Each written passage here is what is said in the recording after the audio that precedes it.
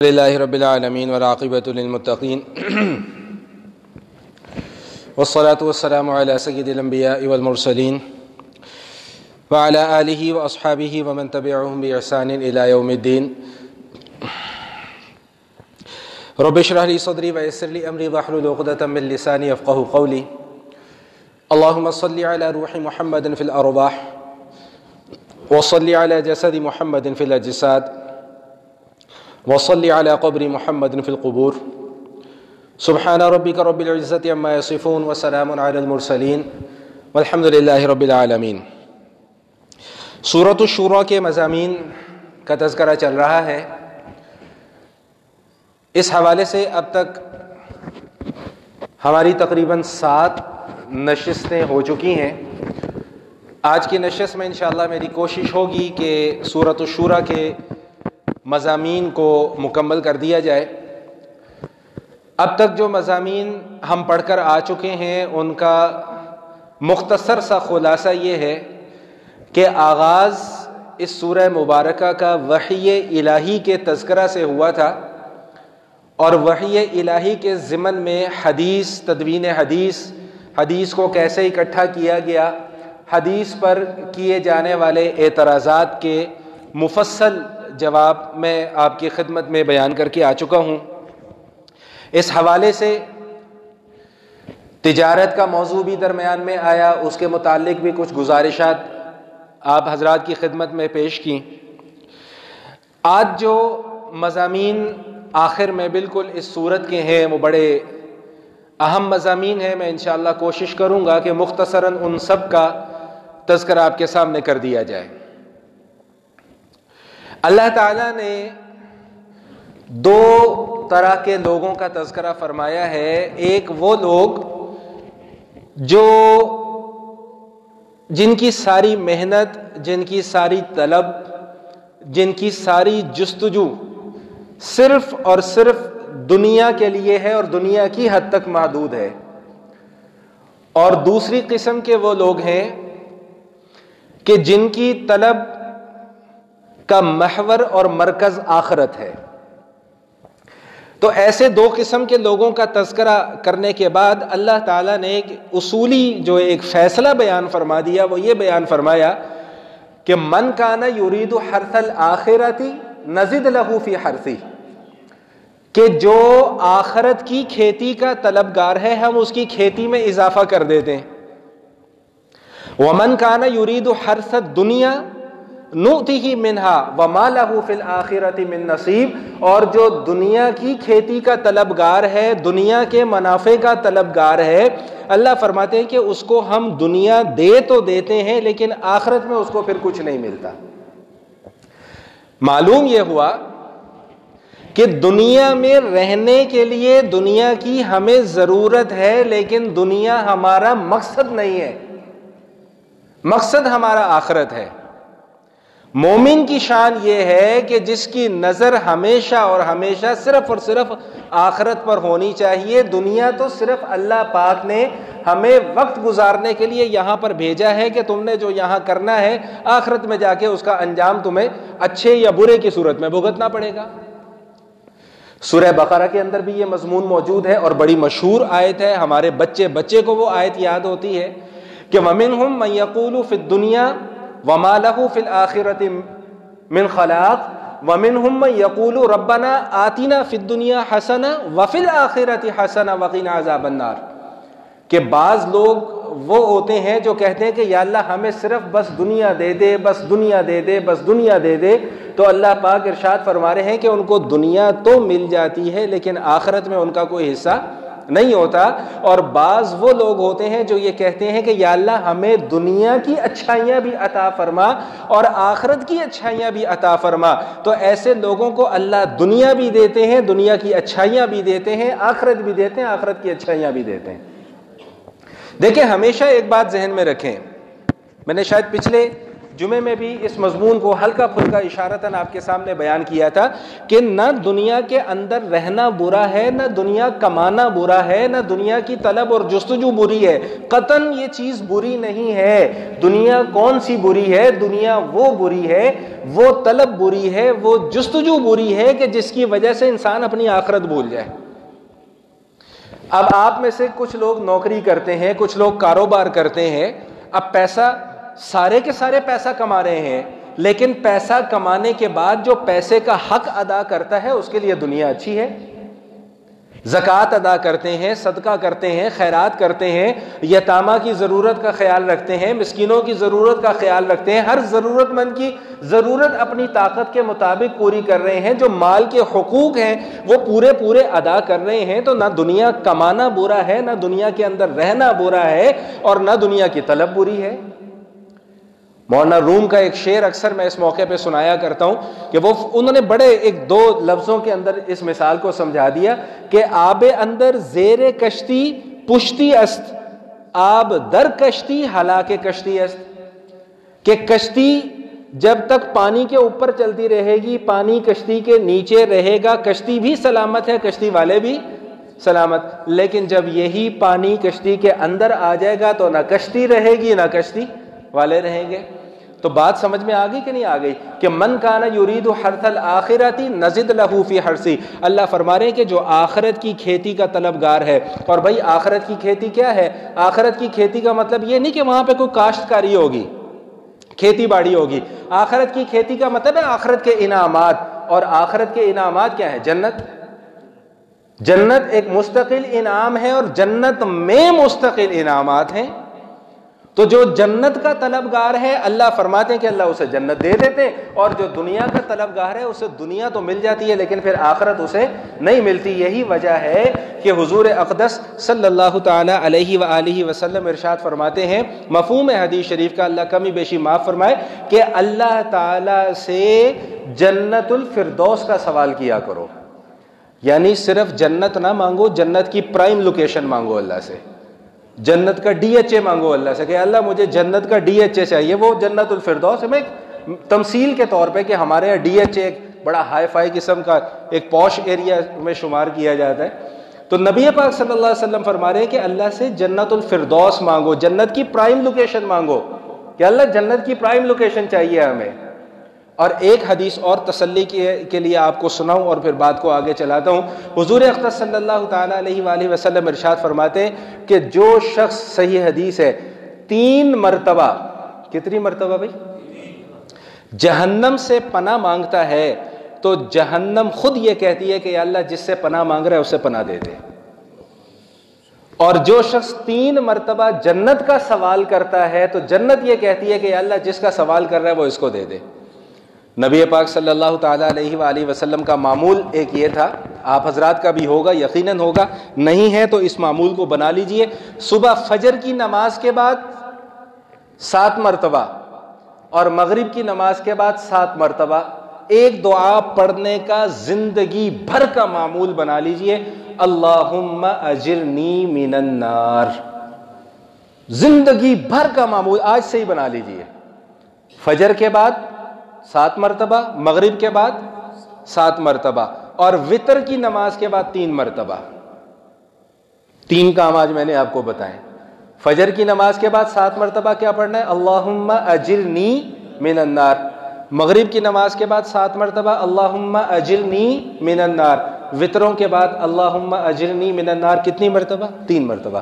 اپنا معمول بھی بنائیں، اپنے گھر والوں کو بھی سکھائیں، اپنے بچوں کو بھی سکھائیں، آج سے ہی اس عمل پر عمل کرنا شروع کر دیجئے، اور زندگی بھر کے لیے اس کو بس باندھ لیجئے کہ یہ میری زندگی کا لازمی، جیسے میں نے روٹی کھانی ہے اسی طرح میں نے اس دعا کو صبح اور شام پڑھنا ہے انشاءاللہ ثم انشاءاللہ۔ تو بہرحال ایک مضمون یہاں پر یہ بیان کیا گیا، اس کے ساتھ ہی ایک دوسرا مضمون جو پہلے بھی کئی مرتبہ آ چکا ہے، آج پھر آیا، کہ جب ہم دنیا کے اندر زندگی گزار رہے ہیں تو ظاہری بات ہے اونچ نیچ کمی بیشی ہو بھی جاتی ہے، تو اللہ پاک نے ہمیں ایسے ہی نہیں چھوڑ دیا، بے یار و مددگار نہیں چھوڑ دیا، فرمایا کہ کوئی بات نہیں، اگر کبھی کوئی غلطی ہو جائے تو پریشان نہیں ہونا، فوراً میرے دربار میں حاضری دے دینی ہے، اور میرے دربار میں حاضری دے کر سب سے جو بہترین کام، پہلا کام کرنا ہے وہ یہ کرنا ہے کہ اپنی غلطی کو غلطی تسلیم کر لینا ہے۔ بس اللہ کی بارگاہ میں جا کر صرف اتنا بولنا ہے کہ یا اللہ جی غلطی ہو گئی، معاف کر دیں، بس۔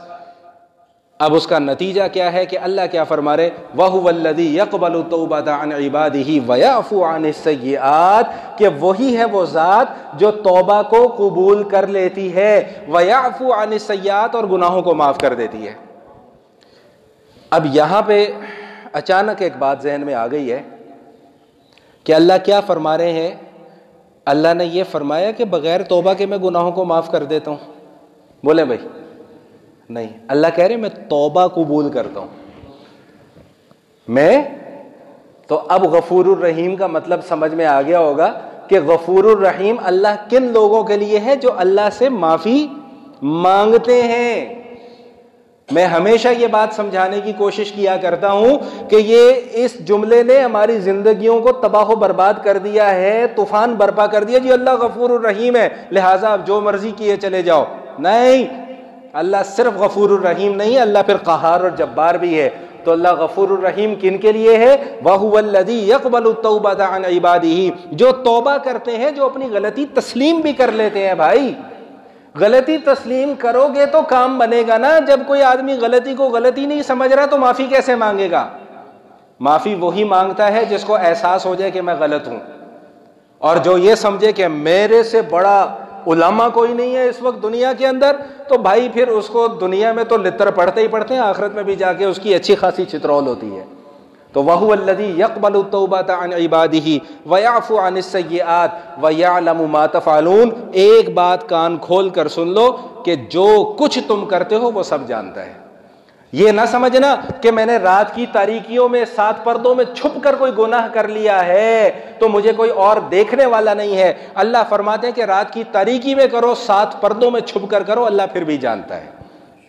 میں نے کسی جگہ پر ایک حکایت پڑھی تھی کہ کسی شخص کے اندر، ذہن کے اندر، دل کے اندر گناہ کا خیال پیدا ہوا، اور اس نے یہ سوچا کہ میں فلاں جگہ پر جا کر چھپ کر اس گناہ کو کروں گا تاکہ مجھے کوئی دیکھنے والا نہ ہو۔ شاید اس کا کوئی عمل کسی وقت کا اللہ کو پسند آ گیا ہو، تو اللہ ایسے بندوں کی پھر رہنمائی بھی فرما دیا کرتے ہیں۔ اللہ تعالیٰ نے اس کے دل کے اندر الہام کیا کہ لوگوں سے تو چھپ جائے گا، مجھ سے کیسے چھپے گا؟ وَيَعْلَمُ مَا تَفْعَلُونَ، جو کچھ بھی تم کر رہے ہو، چھوٹے سے چھوٹا عمل کرتے ہو اللہ اس کو بھی جانتا ہے، بڑے سے بڑا عمل کرتے ہو اللہ اس کو بھی جانتا ہے، چھوٹی سے چھوٹی نیکی کی ہے وہ بھی اللہ کی نظر سے پوشیدہ نہیں ہے، چھوٹے سے چھوٹا گناہ کیا ہے تو وہ بھی اللہ کی نظر سے پوشیدہ نہیں ہے، بڑے سے بڑا کوئی نیکی کا کام کیا تو وہ بھی اللہ کی نظروں سے اوجھل نہیں، بڑے سے بڑا کوئی خدا نخواستہ گناہ کا کام کیا تو وہ بھی اللہ کی نظروں سے اوجھل نہیں ہے۔ مضامین بہت زیادہ ہیں، اس لیے میں گفتگو کو مختصر کر کے پھر ایک ایک دو باتیں کرتا ہوا بات کو آگے لے کر جا رہا ہوں، کیونکہ آخر میں مجھے کچھ 2-4 بہت اہم باتیں آپ سے کرنی ہیں۔ اس کے بعد جو مضمون بیان ہوا اس پر بھی پہلے بات ہو چکی ہے، آج قرآن بھی آ گیا کہ ہم یہ اکثر بات کرتے ہیں کہ رزق کی تقسیم میں ہمیں بہت تفاوت دیکھنے کو ملتا ہے، کہیں اللہ نے کسی کو بہت نوازا ہے، کسی کو اللہ نے حساب کتاب کر کے دیا ہے، تو اس کی حکمت آج خود قرآن بیان کر رہا ہے۔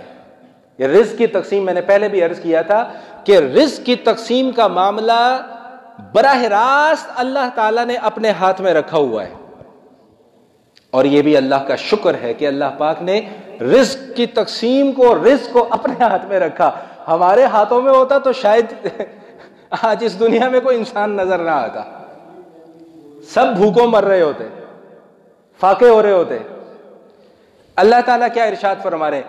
وَلَوْ بَسَطَ اللَّهُ الرِّزْقَ لِعِبَادِهِ لَبَغَوْا فِي الْأَرْضِ، کہ اگر اللہ تعالیٰ اپنے بندوں میں رزق کو کشادہ کر کے پھیلا دیتا، ہر کسی کو اللہ بلینر بنا دیتا، ملینر بنا دیتا، تو پھر نتیجہ کیا نکلتا؟ لَبَغَوْا فِي الْأَرْضِ، ان میں سے ہر دوسرا شخص فرعون بن کے بیٹھا ہوتا۔ فرعون تو اب بھی بہت ہیں لیکن تعداد میں کم ہیں، اور اگر سب کے پاس پیسہ ہوتا تو کام کرنے والا کون ہوتا پھر؟ بھائی جب سب کے پاس پیسہ ہوتا تو مزدور کہاں سے ملتے؟ جب سب کے پاس پیسہ ہوتا تو کاشتکار کہاں سے ملتا؟ کھیتی باڑی کرنے والا کہاں سے ملتا؟ اور بالکل اسی طرح اس کے برعکس اگر اللہ سب کو ہی غریب بنا دیتا تو کون کس کے پاس جا کر کام مانگتا؟ اللہ تعالیٰ نے دنیا کے نظام کو چلانا ہے، اس نظام کو چلانے کے لیے اللہ نے کسی کو قارون جیسی دولت دے دی ہے تو کسی کو فقیر بنا دیا ہے، تبھی اس دنیا کا نظام چل رہا ہے۔ وہ ایک علیحدہ ایک تفصیلی موضوع ہے کہ پھر اس معاشی نظام کو چلانے کا طریقہ کار کیا ہے۔ پورا اسلام نے پورا اس کا ایک نظام دیا ہے، پورا ایک سسٹم دیا ہے۔ میں ابھی اس کی طرف نہیں جا رہا، میں صرف اس مسئلے کو سلجھانا اور سمجھانا چاہ رہا ہوں کہ رزق کا اختیار صرف اور صرف اللہ کے پاس ہے۔ کب، کس کو، کہاں، کیسے دینا ہے، یہ فیصلے اللہ نے اپنے قدرت میں رکھے ہوئے ہیں۔ ان فیصلوں کا اختیار اللہ نے بندوں کو نہیں دیا۔ ہاں البتہ اتنی بات ضرور ہے کہ اللہ نے میرے لیے، آپ کے لیے، ہم سب کے لیے اسباب پیدا کر دیے ہیں، اس زمین میں اسباب پیدا کر دیے ہیں، رزق آسمان سے آ رہا ہے۔ اللہ خود ارشاد فرما رہے ہیں وَفِي السَّمَاءِ رِزْقُكُمْ وَمَا تُوعَدُونَ، جس رزق کا تم سے وعدہ کیا گیا وہ زمین سے نہیں آتا، وہ رزق آسمان سے آتا ہے۔ محنت تم زمین سے کرتے ہو، رزق آسمان سے آتا ہے۔ فیصلے اللہ تعالیٰ کی طرف سے رزق کے آسمان سے آتے ہیں۔ تو سمجھانا کیا مقصود ہے کہ یہ جو رزق کی تقسیم میں تم لوگوں کو کمی بیشی نظر آتی ہے نا، اس سے پریشان ہونے کی ضرورت نہیں ہے۔ اللہ نے کسی کو بھوکا نہیں مارنا، رزق سب کو ملنا ہے۔ وَمَا مِن دَابَّةٍ فِي الْأَرْضِ إِلَّا عَلَى اللَّهِ رِزْقُهَا، زمین پر چلنے والے انسان ہو یا زمین پر چلنے والا چوپایا ہو، سب کا رزق اللہ پاک نے اپنے ہاتھ میں رکھا ہوا ہے۔ سب کے رزق کے فیصلے اللہ پاک کر چکے ہوئے ہیں۔ موت ہی تبھی واقع ہوگی جب رزق ختم ہوگا۔ نبی پاک صلی اللہ تعالی علیہ وآلہ وسلم ارشاد فرماتے ہیں لن تموت حتی تستکمل رزقها، جب تک تمہارا لکھا ہوا رزق مکمل نہیں ہو جائے گا اس وقت تک کسی کی موت واقع نہیں ہوگی۔ اگر ایک قطرہ، ایک قطرے کا 1000واں حصہ مقدر میں لکھا ہوا ہے کہ یہ حلق سے نیچے اترنا ہے تو وہ اترے گا، تب موت واقع ہوگی، اس سے پہلے نہیں ہوگی موت واقع۔ تو اس لیے رزق کی تقسیم سے پریشان نہ ہو۔ اللہ فرما رہے ہیں کہ وَلَوْ بَسَطَ اللَّهُ الرِّزْقَ لِعِبَادِهِ لَبَغَوْا فِي الْأَرْضِ وَلَكِنْ يُنَزِّلُ بِقَدَرٍ مَا يَشَاءُ، بھئی اس کی مرضی ہے، جس کو جیسے چاہے گا دے گا۔ ہاں ہمارا کام مانگتے رہنا ہے، اس سے مانگتے رہنا ہے بس۔ کب دینا ہے، کہاں سے دینا ہے، کیسے دینا ہے، یہ ساری پریشانیاں اس کی ہیں، میری اور آپ کی نہیں ہے۔ میرے اور آپ کے ذمے جو پریشانی ہے وہ کیا ہے کہ صبح 9 سے 5 تک محنت کرنی ہے۔ کرو محنت، جتنا گڑ ڈالو گے اتنا میٹھا ہو جائے گا، زیادہ محنت کرو گے زیادہ پیسہ آئے گا، تھوڑی محنت کرو گے تھوڑا پیسہ آئے گا۔ تو اس حوالے سے میں بات پہلے کر چکا ہوں کہ پیسہ کمانا معیوب نہیں ہے، وہ ایک علیحدہ موضوع ہے، اس پر بات ہو چکی ہے۔ اب آخری 2-3 بڑے اہم مضامین ہیں، ان کو ذرا توجہ سے سماعت فرما لیجئے۔ دنیا کی زندگی میں اب 2 قسم کے حالات آتے ہیں، کبھی بڑی فراخی والے حالات آتے ہیں، بڑے بہترین حالات آتے ہیں، آسانیاں آتی ہیں، راحتیں آتی ہیں، سکون آتا ہے، کبھی پریشانیاں بھی آتی ہیں، مصیبتیں بھی آتی ہیں، تکالیف بھی آتی ہیں، دکھ بھی ہوتا ہے، رنج بھی ہے، الم بھی ہے، بہت کچھ ہوتا ہے۔ آج اللہ تعالیٰ نے ایک اصولی فیصلہ اس سورہ شورى کے اندر بیان فرما دیا ہے کہ وَمَا أَصَابَكُم مِّن مُّصِيبَةٍ فَبِمَا كَسَبَتْ أَيْدِيكُمْ وَيَعْفُو عَن كَثِيرٍ، کہ تم پر جو بھی مصیبتیں آتی ہیں، جو بھی پریشانیاں آتی ہیں، وہ تمہاری اپنی بد اعمالیوں کا نتیجہ ہوتا ہے۔ یہ اللہ پاک ارشاد فرما رہے ہیں وَيَعْفُو عَن كَثِيرٍ، اور تمہاری بہت ساری غلطیاں تو ایسی ہیں جو اللہ معاف ہی فرما دیتے ہیں، ان کا بدلہ نہیں تمہیں دیتے۔ اب یہاں پر چند باتیں سمجھنے کی ہیں۔ مصیبت آئی، پریشانی آئی، تکلیف آئی، میرا رویہ کیا ہے، میرا طرز عمل کیا ہے، میرا ری ایکشن کیا ہے مصیبت آ جانے کے بعد؟ اگر تو میرا ری ایکشن یہ ہے کہ یا اللہ یہ میرے ساتھ کیا کر دیا، میرے ساتھ ظلم کر دیا، میں مر گیا، میں کھپ گیا، میرے ساتھ یوں ہو گیا، میرے ساتھ وہ ہو گیا، یا اللہ میں ہی ملا تھا یہ سب کچھ کرنے کے لیے، تو بھائی پھر سمجھ لیجئے کہ اللہ تعالیٰ کی بارگاہ میں پسندیدہ نہیں۔ اور اگر مصیبت آنے کے بعد، پریشانی آنے کے بعد میرا رویہ اور میرا طرز عمل یہ ہے کہ یا اللہ میں اس پریشانی کا متحمل نہیں ہوں، یا اللہ پریشانیوں سے نجات دینے والے آپ ہیں، مشکلات کو دور کرنے والے آپ ہیں، آسانیاں پیدا کرنے والے آپ ہیں، راحتیں دینے والے آپ ہیں، یا اللہ اس پریشانی کو مجھ سے دور کر دیجئے۔ میں بار بار اللہ کی بارگاہ میں پیش ہو رہا ہوں، بار بار اللہ سے یہی مطالبہ کر رہا ہوں، بار بار اللہ کے سامنے گڑ گڑا رہا ہوں، بار بار اللہ کے سامنے رو رہا ہوں، تو سمجھ لیجئے کہ اللہ کو میرا رونا دھونا پسند آ گیا۔ میرے سے مراد میں نہیں ہوں، ہم سب کی بات ہے، میں تو ایک وہ انداز ہے گفتگو کا، اس لیے میں نے میرا کا لفظ استعمال کر دیا۔ تو بھائی مصیبت سب پر آتی ہے، پریشانیاں سب پر آتی ہیں، اصل بات یہ دیکھنے کی ہے کہ مصیبت آ جانے کے بعد میرا رویہ کیا ہے، میرا طرز عمل کیا ہے۔ علماء کرام فرماتے ہیں کہ مصیبت آ جانے کے بعد بھی اللہ کا شکر ہی ادا کرنا چاہیے۔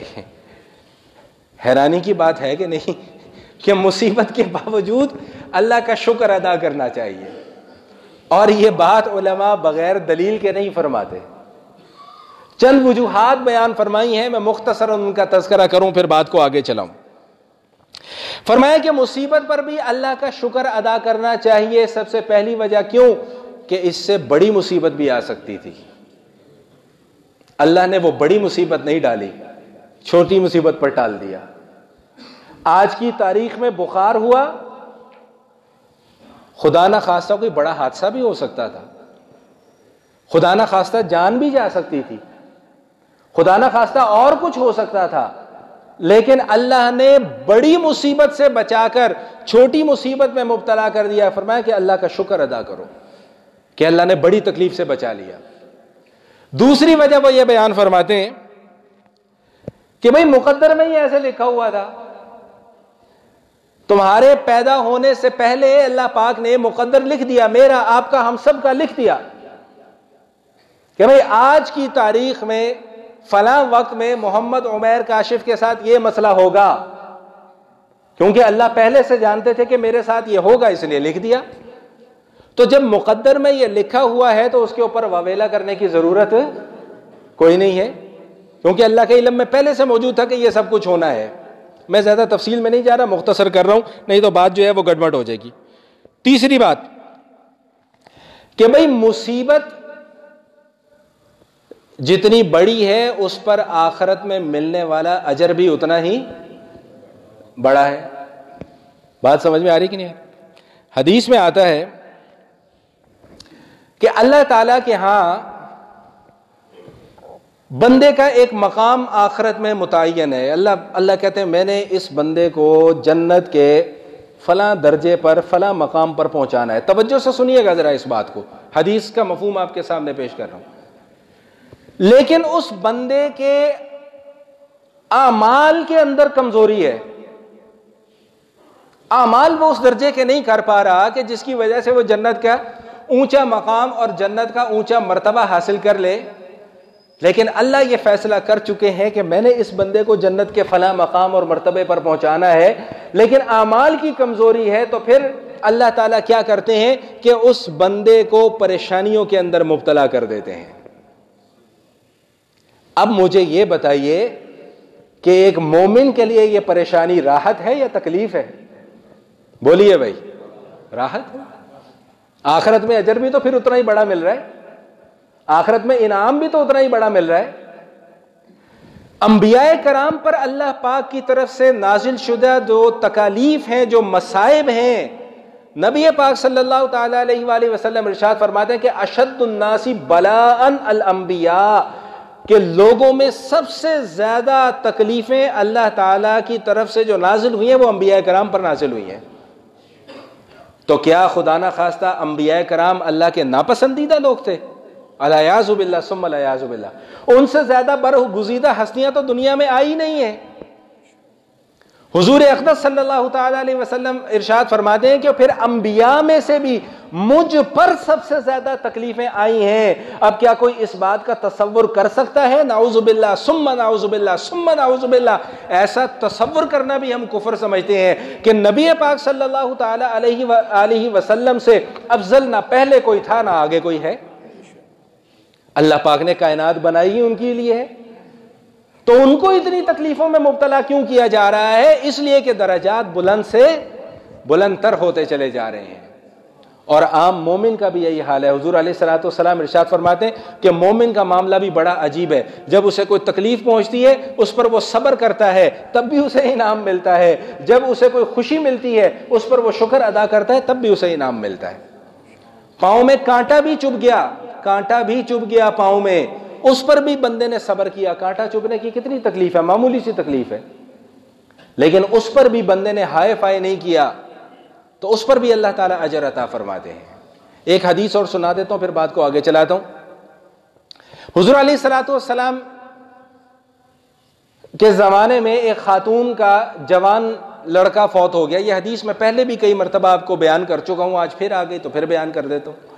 جوان لڑکا فوت ہو گیا، اب وہ اماں جی بیٹھی ہوئی ہیں رو رہی ہیں، نبی پاک صلی اللہ تعالی علیہ وآلہ وسلم کا وہاں سے گزر ہوا تو حضور علیہ الصلوۃ والسلام نے فرمایا کہ اماں جی رو مت، صبر کرو۔ اس نے دیکھا نہیں کہ کہنے والا کون ہے، انہوں نے کہا جاؤ جاؤ جا کے اپنا کام کرو، تمہیں کیا پتا مجھ پر کیا گزری ہے۔ اس نے حضور علیہ الصلوۃ والسلام کو دیکھا نہیں، کیا کہا کہ جاؤ جا کے اپنا کام کرو، تمہیں کیا پتا مجھ پر کیا گزری ہے۔ شکر ہے کہ وہ عورت ہمارے معاشرے میں نہیں رہتی تھی، نہیں تو اب نے اس کو جلا جلو کے مار دینا تھا۔ نبی علیہ الصلوۃ والسلام خاموشی سے چلے گئے۔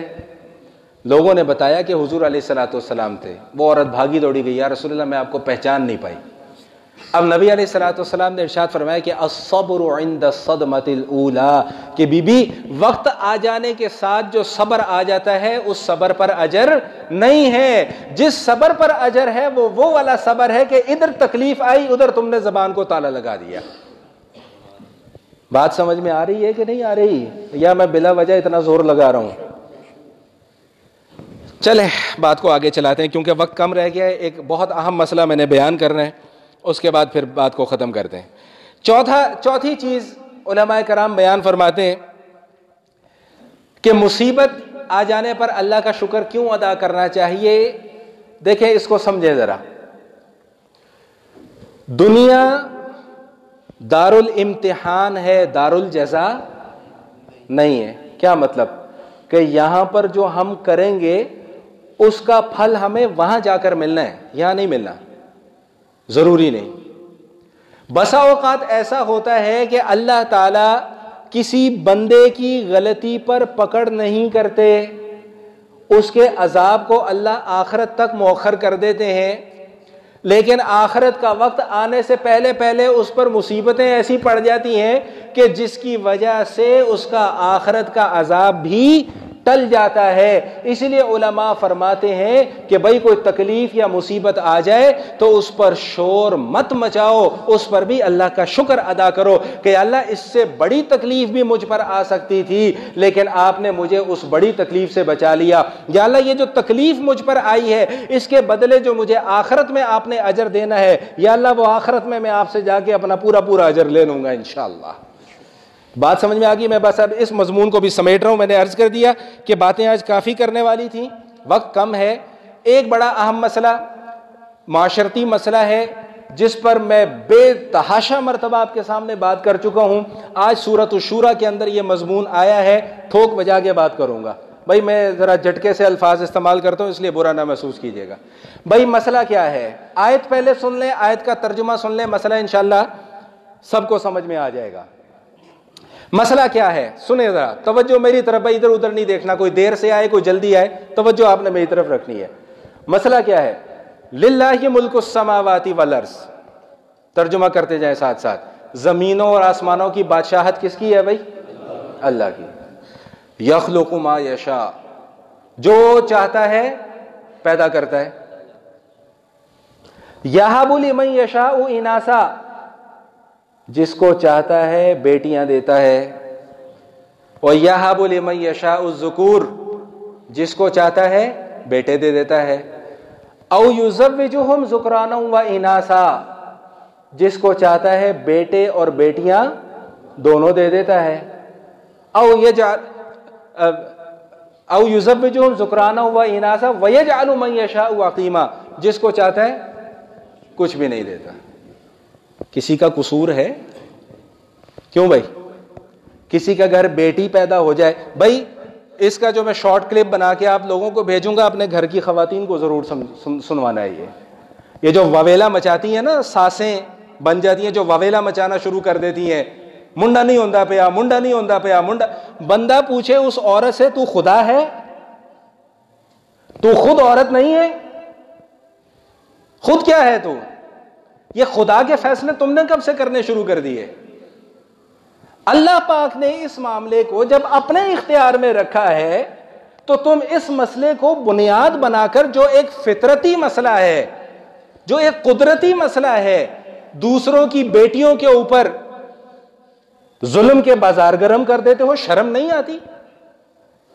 میں اس لیے ہمیشہ یہ جملہ عرض کیا کرتا ہوں کہ عورت کی سب سے بڑی دشمن عورت ہے خود، کوئی اور عورت کا دشمن نہیں ہے۔ جو عورتیں جو رونے روتی رہتی ہیں نا، جی ہم پر ظلم کے پہاڑ ٹوٹ رہے ہیں، مردوں نے یہ کر دیا، مرد کچھ نہیں کرتے، عورت کی سب سے بڑی دشمن خود عورت ہے۔ یہی عورت جب ساس بن جاتی ہے، یہی عورت جب نند بن جاتی ہے، یہی عورت جب دیورانی بن جاتی ہے، یہی عورت جب جٹھانی بن جاتی ہے، یہی عورت جب بھابھی بن جاتی ہے، ان کے کردار ہی بدل جاتے، ان کے مزاج ہی بدل جاتے۔ اللہ کہہ رہے ہیں کہ میں بیٹے دیتا ہوں، اللہ کہہ رہے ہیں میں بیٹیاں دیتا ہوں، تم اللہ کی تقسیم پر اعتراض کرتے ہو، کسی اور پر اعتراض نہیں کرتے۔ میں نے شاید پہلے بھی کسی موقع پر یہ واقعہ عرض کیا تھا، کیونکہ میری اپنی الحمدللہ بیٹیاں اور مجھے فخر ہے۔ میری جب تیسری بیٹی پیدا ہوئی تو ایک خاتون آ کے کہنے لگی، جی بس جی اللہ دی مرضی۔ میں نے کہا کیا اللہ کی مرضی؟ میں نے کہا بیٹا تیری مرضی سے پیدا ہونا تھا۔ کیا مطلب تم لوگوں کا یہ جو جملہ بولتے ہو کہ جی اللہ کی مرضی؟ اللہ نعوذ باللہ ہمیں دکھ دینے کے لیے رہ گیا؟ صرف اللہ تکلیفیں دینے کے لیے رہ گیا؟ خوشی تمہاری مرضیوں سے آتی ہے بھائی، خوشی بھی اللہ کی مرضی سے آتی ہے، دکھ بھی اللہ کی مرضی سے آتا ہے، بیٹا بھی اللہ کی مرضی سے آتا ہے، اللہ کے حکم سے آتا ہے، بیٹی بھی اللہ کی مرضی سے، اللہ کے حکم سے آتی ہے۔ کسی نہ مرد کا اس کے اوپر کوئی اختیار ہے، نہ کسی عورت کا اس کے اوپر کوئی اختیار ہے، نہ کوئی مرد اس معاملے میں قصوروار ہے، نہ کوئی عورت اس معاملے میں قصوروار ہے۔ بھائی 4-5 منٹ 6 منٹ 10 منٹ اوپر ہو جائے تو اس کے لیے پیشگی معذرت۔ بات سمجھ میں آ رہی؟ تو کیا اللہ تعالیٰ فرما رہے ہیں، بھائی میں بیٹے دے رہا ہوں، میں بیٹیاں دے رہا ہوں، میں جس کو چاہوں کچھ بھی نہ دوں، تم کون ہوتے ہو اعتراض کرنے والے؟ تمہیں کس نے یہ اختیار دے دیا کہ تم خدا بنو؟ تمہیں کس نے یہ اختیار دے دیا کہ تم خدائی معاملات کے اندر براہ راست دخل اندازی کرو؟ ہمارے حضرت، ان کے پاس ایک صاحب آتے تھے، تو ان کی شادی کو بہت عرصہ گزر گیا، ان کے یہاں اولاد کوئی نہیں تھی، تو بیوی اکثر گلا کرتی تھی کہ جی اولاد نہیں ہوتی، کیا کریں کیا کریں کیا کریں، اولاد نہیں ہوتی۔ تو انہوں نے کہا دیکھو، کتنے پیارے انداز میں سمجھایا، انہوں نے کہا دیکھو بھائی، اولاد کے متعلق اللہ تعالیٰ کے 4 فیصلے ہیں، یا تو بیٹے دے گا، یا بیٹیاں دے گا، یا دونوں دے گا، یا کچھ بھی نہیں دے گا۔ تو فرمانے لگے کہ بھائی تم اپنے آپ کو اور مجھے اس چوتھی قسم میں شمار کر لو کہ اللہ نے ہمارے متعلق یہ فیصلہ کر لیا کہ میں نے کچھ نہیں دینا۔ میں اس کے اوپر بات کرنا چاہوں تو ابھی اور بھی مزید بات کر سکتا ہوں، لیکن وقت بہت کم رہ گیا ہے، تو لیکن بہرحال خلاصہ کلام صرف اور صرف اتنا ہے، گزارش مجھے یہ کرنی ہے کہ خود بھی اس بات کو سمجھیں، اپنے گھر والوں کو بھی اس بات کو سمجھائیں کہ بھائی اولاد کا اختیار نہ میرے پاس ہے نہ تیرے پاس ہے، اولاد کا اختیار سب بولیں بھائی صرف اور صرف کس کے پاس ہے؟ اللہ کے پاس۔ بیٹا ہوگا وہ بھی اللہ کی مرضی سے، بیٹی ہوگی وہ بھی اللہ کی مرضی سے، دونوں مل جائے وہ بھی اللہ کی مرضی سے، کچھ نہ ملے وہ بھی اللہ کی مرضی ہے۔ بات کو ختم کر رہا ہوں، ایک مضمون اور تھا، وہ اب انشاءاللہ اب اگلے جمعے اس کو ختم کریں گے، لیکن اب میں ایک مسئلہ موضوع سے ہٹ کر آپ کے سامنے بیان کرنے لگا ہوں۔ پچھلے جمعے ایک بھائی نے پوچھا تھا، بلکہ گلہ کیا تھا، بلکہ سوال بھی تھا، مسئلہ ذرا توجہ سے سن لیں۔ مسئلہ ہے کہ ہمیں جمعہ کس طرح پڑھنا چاہیے، یہ بڑا اہم مسئلہ ہے. میں ابھی تک اس مسئلے کو بڑا معمولی سمجھتا تھا، لیکن جب حالات سامنے آئے تو اندازہ ہوا کہ نہیں بھائی مسئلہ بڑا گمبھیر ہے. ہمیں یہ نہیں پتا کہ ہم جمعہ پڑھ کیسے رہے ہیں. 2-3 اصولی باتیں ہیں وہ ذہن میں بٹھا لیں. پوری توجہ رکھیں گے تو کچھ بات سمجھ میں آئے گی، کچھ توجہ رکھیں گے تو کچھ بھی سمجھ میں نہیں آئے گا. سب سے پہلا اصولی مسئلہ اپنے ذہن کے اندر ہمیشہ کے لیے یہ بٹھا لیجئے کہ جو شخص جمعہ کی نماز پڑھنے کے لیے آیا ہے وہ پوری نماز جمعہ کی پڑھ رہا ہے، وہ ظہر نہیں پڑھ رہا. نہیں سمجھ میں آئی بات یا آ گئی ہے سمجھ میں؟ ظہر صرف وہ پڑھے گا جس نے جمعہ نہیں پڑھا یا نہیں پڑھنا. جیسے خواتین گھروں میں وہ کیا پڑھیں گی؟ وہ ظہر کی نماز پڑھیں گی. یا خدا نہ خواستہ اگر کسی کا جمعہ رہ گیا ہے تو وہ اب اکیلا کیا کرے گا؟ وہ ظہر کی نماز پڑھے گا. جب آپ مسجد میں جمعہ کی نماز کے لیے آ گئے ہیں تو جو رکعات آپ جمعے سے پہلے سنتیں پڑھ رہے ہیں وہ بھی جمعے کی رکعات ہیں، جو آپ امام کے ساتھ پڑھ رہے ہیں وہ بھی جمعے کی رکعات ہیں، اور جو امام کے پڑھنے کے بعد آپ سنتیں پڑھ رہے ہیں وہ بھی جمعے کی رکعات ہیں. جمعے والے دن ظہر نہیں ہے. 2 باتیں سمجھ میں آ گئی. تیسری بات یہ سمجھ لیجئے کہ جمعہ کی رکعات کی ترتیب کیا ہے. اس میں لوگ بہت کنفیوژن کا شکار ہیں. میں مختصراً صرف اس کو عرض کر دوں. 4 سنتیں جو ہم پہلے پڑھتے ہیں یہ سنتیں مؤکدہ ہیں. مؤکدہ کا مطلب ان کا پڑھنا ضروری. وہ ایک صدی کا سب سے بڑا جاہل پیدا ہو گیا نا، یوٹیوبر ایک، وہ لوگوں کو کہہ رہے ہیں ایسی لوگوں کو سنتوں کے پیچھے لگایا ہوا ہے، سنتوں کے پیچھے لگایا ہوا ہے. اور میں نے کہا وہ جاہل انسان حضور کی سنتیں چھڑوا کر تیرے پیچھے لگا دیں. نہیں سمجھ میں آ رہی بات؟ حضور کی سنتیں چھڑوا کر تیرے پیچھے لگا دیں تو یہ ایسے لوگوں کو سنتوں کے پیچھے لگایا ہوا ہے. سنتوں کے پیچھے نہ چلیں تو ہمارے پاس رہ کیا جاتا ہے بھائی؟ نہیں سمجھ میں آئی بات؟ پہلی 4 سنتیں کیا ہیں بھائی؟ مؤکدہ. اس کے بعد آپ 2 فرض پڑھتے ہیں کس کے ساتھ؟ امام کے پیچھے. تو جو پہلی 4 سنتیں آپ مؤکدہ پڑھ رہے ہیں وہ ظہر نہیں ہے، وہ بھی جمعے کی سنتیں ہیں. جو 2 فرض آپ پڑھ رہے ہیں وہ بھی ظہر نہیں ہے، وہ بھی جمعے کے فرض ہیں. ہاں اس کے بعد والی جو سنتیں ہیں اس میں بھی لوگ بیچارے بڑے پریشان ہو جاتے ہیں. اکثر لوگ تو سلام پھرتے ہی دوڑ لگا دیتے ہیں کہ جیسے سنتیں ہمارے اوپر بالکل ہی اللہ پاک نے ہمیں لکھ کے بھیجا ہوا ہے کہ بھئی سنتیں تمہیں معاف ہیں. بھائی سنتیں کوئی معاف نہیں ہے. سنتیں پڑھنی پڑیں گی، نہیں پڑھیں گے تو آخرت میں جا کے اس کا جواب بھی دینا پڑے گا. اس لیے سنتوں کو معمولی نہ سمجھیں، معمولی نہ سمجھیں، معمولی نہ سمجھیں. اللہ کے بندو کس کی سنت ہے؟ نبی پاک صلی اللہ تعالی علیہ وآلہ وسلم کی سنت. اس کو معمولی مت سمجھیں. تو 2 فرض پڑھنے کے بعد پھر 4 سنتیں ہیں، یہ سنتیں بھی مؤکدہ ہیں. اس کے بعد والی جو 2 سنتیں ہیں اس میں مختلف اقوال ہیں. بعض حضرات فرماتے ہیں مؤکدہ ہیں، بعض حضرات فرماتے ہیں غیر مؤکدہ ہیں. راجح قول یہی ہے کہ وہ 2 سنتیں غیر مؤکدہ ہیں، لیکن کوئی پڑھ لے گا تو اس کو ثواب ملے گا. اس کے بعد پھر 2 نفل ہیں، وہ بھی آپ کی اپنی مرضی ہے. پڑھنا چاہیں گڑ ڈال لیں تو اتنا زیادہ میٹھا ہو جائے گا. لیکن جو ضروری رکعت ہیں وہ 4 رکعتیں پہلے ہیں، پھر 2 فرض ہیں، پھر اس کے بعد 4 سنتیں ہیں، پھر اس کے بعد 2 سنتیں ہیں، پھر اس کے بعد 2 نفل ہیں. یہ پوری نماز جو ہے یہ کس کی نماز ہے بھائی؟ جمعہ کی نماز ہے. جمعہ کے والے دن ظہر نہیں ہے. وآخر دعوانا الحمدللہ رب العالمین. سنتوں کی ادائیگی کر لیجئے.